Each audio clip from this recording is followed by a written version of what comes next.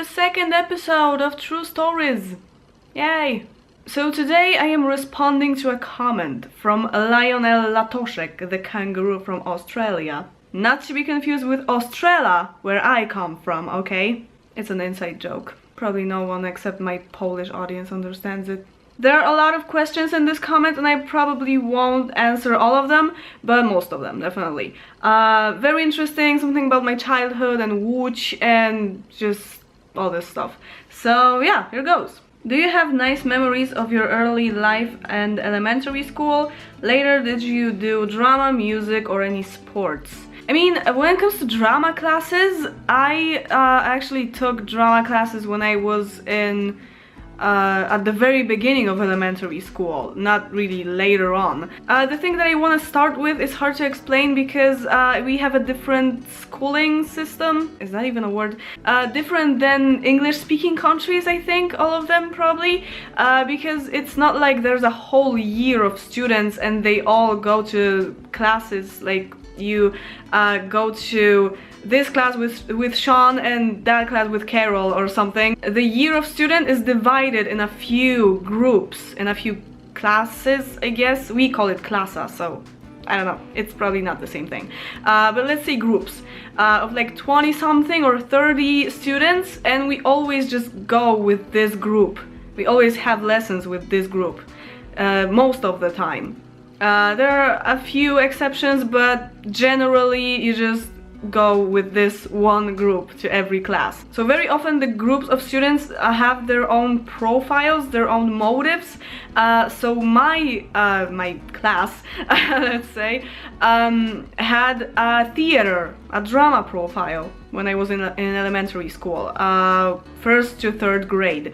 So I was 7 to 9. There was a lady from outside of school employed especially to give us to just you know, be the chief of the of the theater, to just run the theater, and we had our own plays and we would go outside school to perform the plays.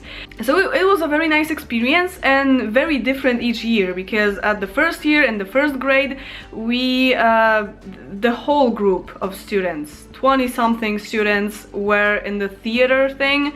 Everyone had a part in the play. In the second grade, I think there was already a few less students because some people just didn't want to do it anymore. I'm not even sure, it was really long ago. But I remember the plays we were doing, so I kind of remember them. Yeah, so in the second grade there were less people. And in the third grade, there were only like 8 of us, I guess. There was me and a few other kids. It was still the same lady that ran it. She was very eccentric and very creative and kind of all over the place and weird. But yeah, but we liked her a lot. Now that I think about this last play that we performed, I am astonished of how creative it was, because it was based on a book, of a children's book. I'm not sure what the title is. So there was only a small fraction of this story, I guess, taken from the book and just made into a play script that the drama teacher just came up with. So it was about fireflies, I believe, and the main firefly didn't know how to glow. It just couldn't glow. And well, the basic like feature of a firefly is that it glows, right? So that was kind of a problem.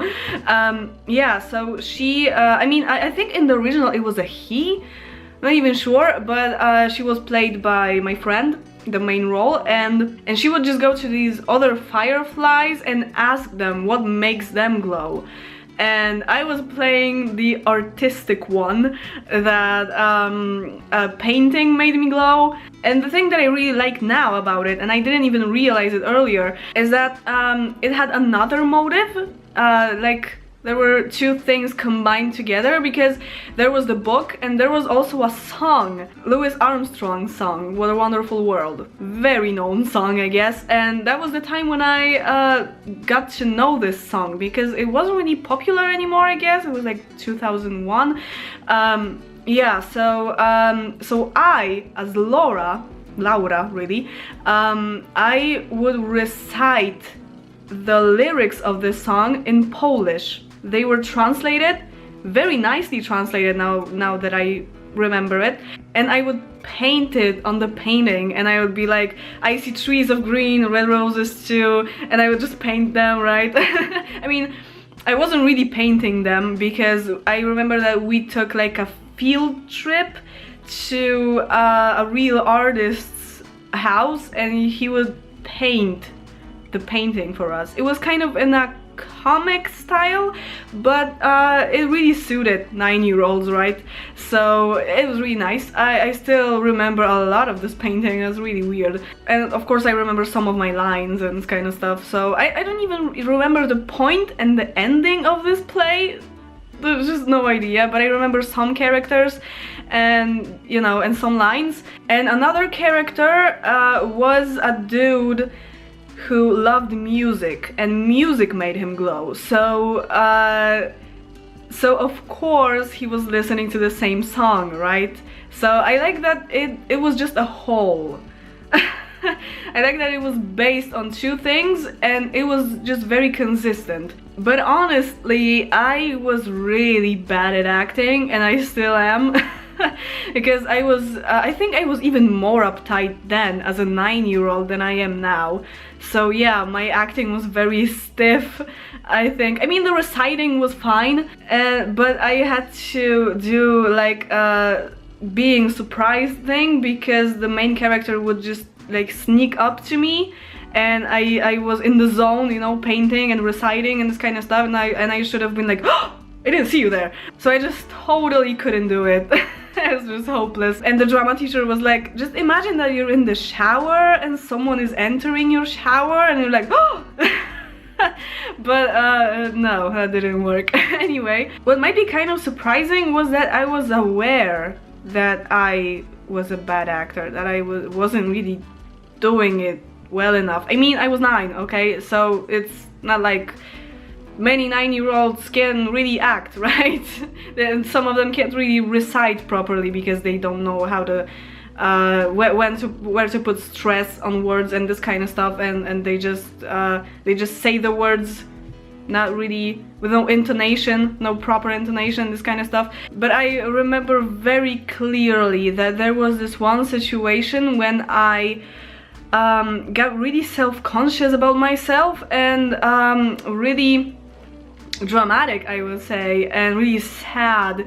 And I said that why do I play a person who can glow in the play when I can't glow myself?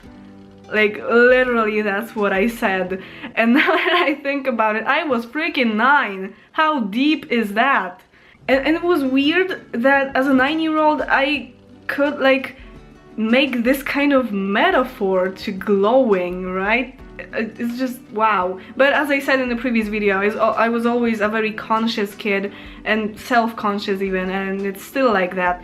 Not really much changed after 17 years. I'm not sure if I can glow now. And it was a useful experience because it wasn't just a school thing. We went outside of school with the play. We had a lot of rehearsals, of course, but I don't think we ever even performed at my school. It was either other schools or places like an orphanage or a retirement home. Yeah, that makes sense.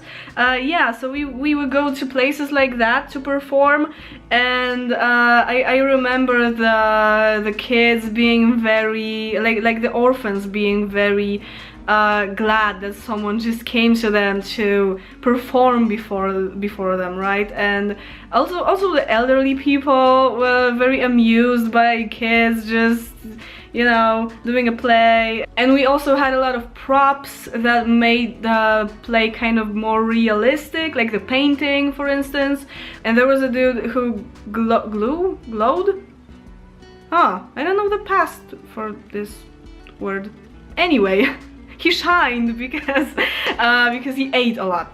That's my spirit animal. And so we had like these chips or something that he would just eat during the play because, well, that was his theme, so it made sense. So yeah, we were always very prepared, and I guess it was very entertaining, even though my acting was really bad. Not only my acting was bad, we were 9, so but I can imagine that it was very entertaining and just nice to those people to have someone come to them and just give them some fun and attention, and you know, so yeah. And I think that when we were performing at an orphanage, we as well took some like old toys or something with us so that we could also give something to the kids. So that was a really nice thing to do. So that's about drama class. And when it comes to music, of course I took music. I finished primary music school from when I was 14 to when I was 18, almost. Yeah, 4 years, right in between middle school and high school. Well, not really in between, but it was like 2 years of middle school and 2 years of high school. It was very even. On piano, if someone didn't know that. And do I have nice memories of my elementary school life? Definitely nicer memories than middle school, that's for sure. That's an interesting one. Where was the spot for girls to hang out to meet guys before Manufactura? You know, there were other malls before Manufactura was built. Quite in the center there was Galeria Łódzka and also the whole Piotrkowska Street, of course. But the meeting guys thing doesn't really apply to me that much because Manufactura was built when I was 13. I was just becoming a teenager, so I mean, I thought about boys before, but it's not like I went somewhere to pick up boys or whatever, right? So I guess Piotrkowska Street and Galeria Łódzka were like more sophisticated places when you wanted to go and buy something and just hang out somewhere like in a building. But mostly we just took walks to parks or just around the block or whatever. So, but later on when Manufactura was built, it was a place for me to hang out a lot because I lived very close to it. It was like 4 minutes on feet. So when I was supposed to meet someone in Manufactura, I literally took off like 3 minutes before I was supposed to be there, and I just walked faster and I was there at the proper time. Nowadays I don't really like Manufactura anymore. I mean, how many times can you go to one place, right? There was a time when I almost lived there. So it's not like Manufactura is the only place where you can hang out. There are plenty of malls now. There are new ones being built all the time, and sometimes I even I mean, when I used to live in Łódź, of course, I wouldn't go to Manufactura just out of some kind of rebellious act or whatever. I would especially go to Port Łódź, which was like 45 or 50 minutes by tram. It was very far away, almost outside of Łódź pretty much. Or I would also go to Sukcesja that was built a few years ago, and it isn't really living up to its name because it's not very successful. But the first Starbucks in Łódź was in Sukcesja.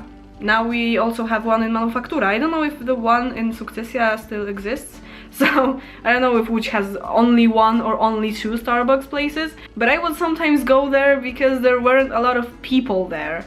So you could find more things if something wasn't in your size or something. You would probably find it in Port Łódź or Sukcesja, because even I remember looking for a present for my mom for Christmas, right before Christmas. It was probably the day before the Christmas Eve, and it was just empty. I mean, Sukcesja, it was just completely empty. There were like 7 people in the whole mall right before Christmas. Can you imagine? So I also remember that before Manufactura, me and my friend would go to Piotrkowska Street. There was Empik, and it was a pretty big one. If you don't know what Empik is, it's a Polish, probably one of the very few Polish, like really Polish stores. It's basically a book store, but it just sells also other stuff, also toys and games, and video games as well, just anything like that. So there was this big Empik on Piotrkowska Street back then, and we would just go there, and there was this coffee machine, like a vending machine where you could just buy coffee, and we were like 12, so we shouldn't have really been drinking coffee, so we always took a cappuccino. I think it was a really shitty cappuccino, to be honest. We would just take the cappuccino and just sit on a sofa that was there and take like a random magazine for teens or something, just read it, and we would just hang out and read stupid things and drink cappuccino and feel like queens. Whatever. Yeah, this Empik is not there anymore. I don't even know what's in this place now. Probably a restaurant or something. Yeah. When did you first go out with a guy and where did you go? Close to Manufactura, by the way. And on my first date with Kacper, I also went to Manufactura because we both lived close.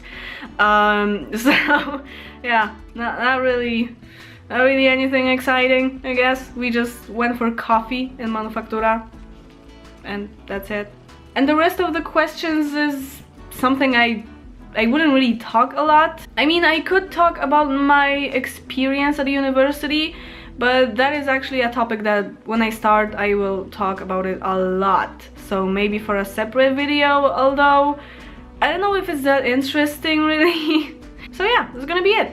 This one was definitely shorter, and again, I talked a lot about my childhood. I have an idea for another one, and maybe yet another one. So I am booked for now, but if you have any questions or if you want me to talk about anything specific, then just let me know and I will think about it. So yeah, thank you very much for watching. Remember subscribing, liking, comment if you like the video, and see you in the next one. Bye. Honestly, I wouldn't really say that Manufactura is a spot to meet guys, because mostly some real white trash people go there because the surroundings of Manufactura are not very pleasant.